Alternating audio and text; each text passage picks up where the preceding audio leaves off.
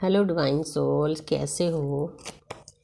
आज सूरज ग्रहण है तो थोड़ा मैं बेनती करती हूँ सभी को कि परमपिता परमात्मा का नाम लें ताकि जो भी नेगेटिव एनर्जी या कोई भी उसको पिक ना करे।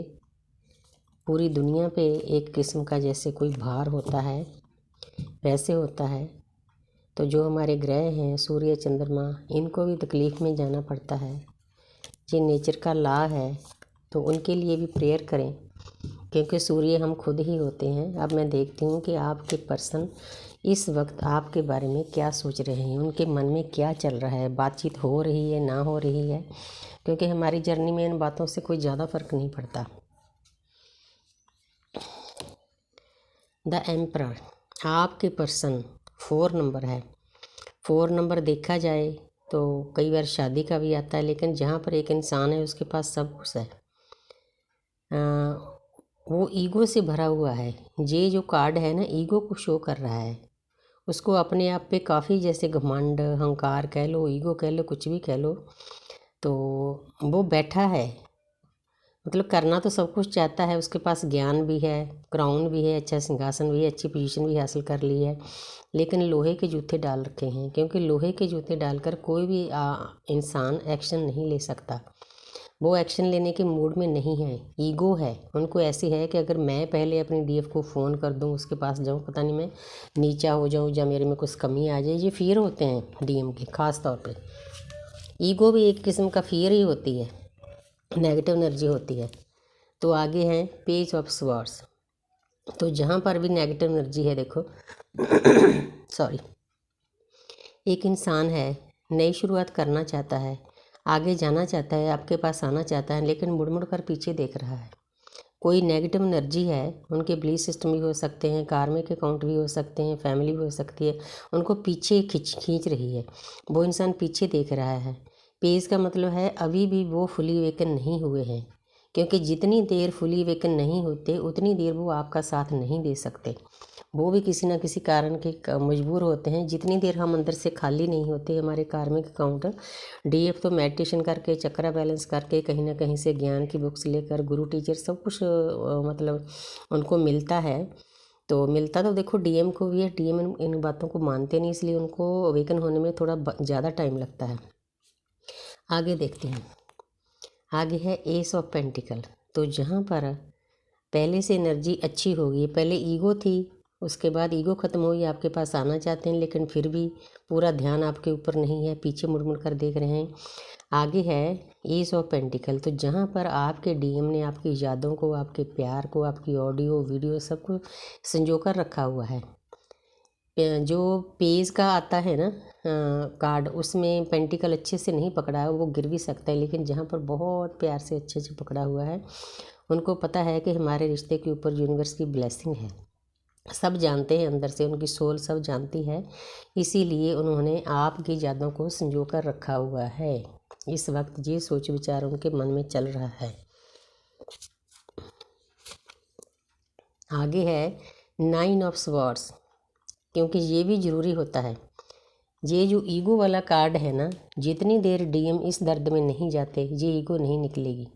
ना तो हमारे कहने से, ना किसी और के कहने से। वो परमात्मा को भी ये समझते हैं भी चलो ठीक है, यूनिवर्स को भी कुछ नहीं समझते।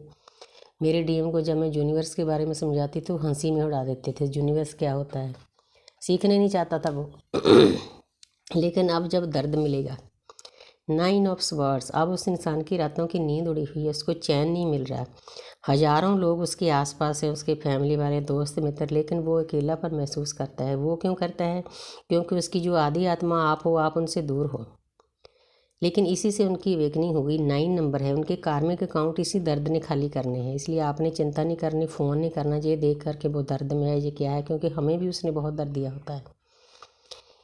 क्योंकि हमने एक दूसरे के प्यार बारे नहीं सोचना, दर्द बारे नहीं सोचना। जो काम करने के लिए हमने इस दुनिया में जन्म लिया है, परमात्मा ने इस जन्म में हमें मिलाया है, डिवाइनली गाइडेड हमारी जर्नी है, वो काम ज़रूरी है।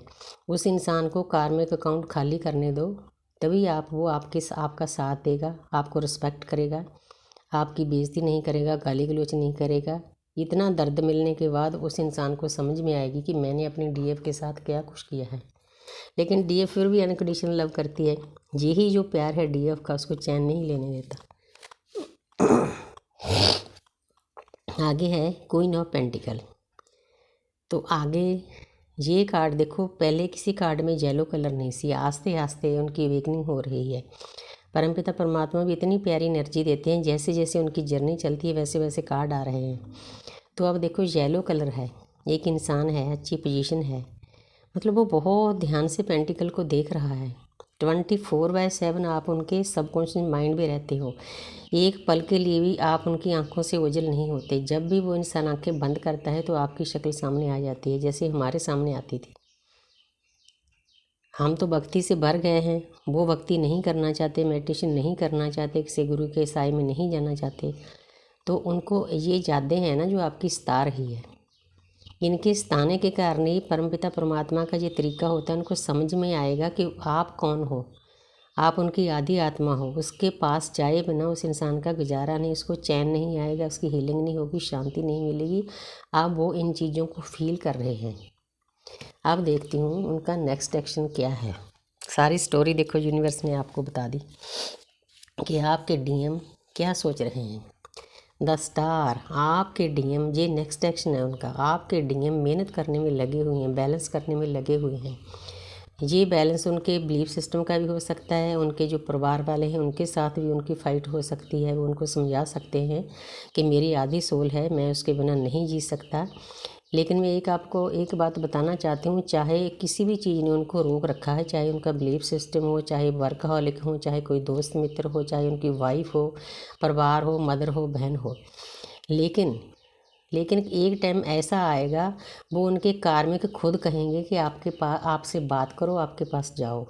क्योंकि ये जर्नी ही ऐसी है, क्योंकि आस्ते आस्ते यूनिवर्स उनको भी समझा देगी। जब ये इंसान इतने दर्द में रहेगा, इसकी रातों की नींद उड़ी होगी, तो उनके आसपास वाले परिवार वाले भी देखेंगे कि हम इसको दर्द क्यों दे रहे हैं, ये इंसान हमारा पालन पोषण कर रहा है। तो उसके बाद वो भी, उनके जो कार्मिक हैं ना, कोई टाइम है जो यूनिवर्स लाएगी, उनके कार्मिक खुद कहेंगे भी जाओ उसके पास। क्योंकि हम दोनों को एक हुए बिना गुजारा नहीं, हमारी जर्नी का टाइटल सार यही है। वो आएंगे ही आएंगे, बैलेंस होकर आएंगे। अगर इम्बैलेंस होकर आपके पास आए तो फिर आपको दर्द देंगे, इसलिए आपने वेट करना है। आगे है द हायरोफेंट। ये देखो 5 नंबर है, हायरोफेंट है। तो जहाँ पर वो आप ही के साथ कंप्लीट फील करते हैं, परमपिता परमात्मा का एक स्तंभ बने हुए हैं। एंटर कर लिया है उन्होंने यूनिवर्स के घर में, लगा लो, कुछ भी ला लो, जहाँ उनके मन में यूनिवर्स आ गए हैं। होते तो हैं लेकिन हम फील नहीं करते। लेकिन वो आप ही के साथ शादी करना चाहते हैं, कंप्लीशन में जाना चाहते हैं, ट्रेडिशनल वे में करना चाहते हैं, लेकिन शादी सबकी नहीं होगी। तो ये उनका नेक्स्ट एक्शन है।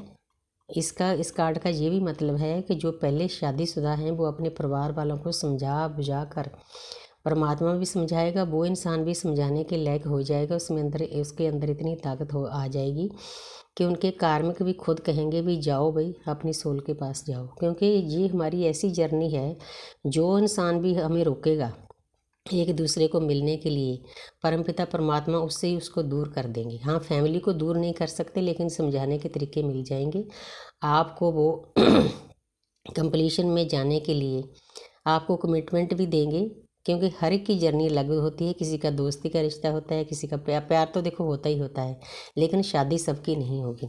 तो बहुत प्यारी एनर्जी दी है परमपिता परमात्मा ने, सब बता दिया है कि उनके मन में क्या चल रहा है। पहले ईगो थी, फिर थोड़े इमेच्योर थे, फिर दर्द मिला, उसके बाद ज्ञान मिला, उसके बाद यादें भर दी परमपिता परमात्मा ने, फिर मेहनत करने लगे, अब शादी पर आ गया है। कितनी प्यारी एनर्जी है। Thank you universe, thank you angels.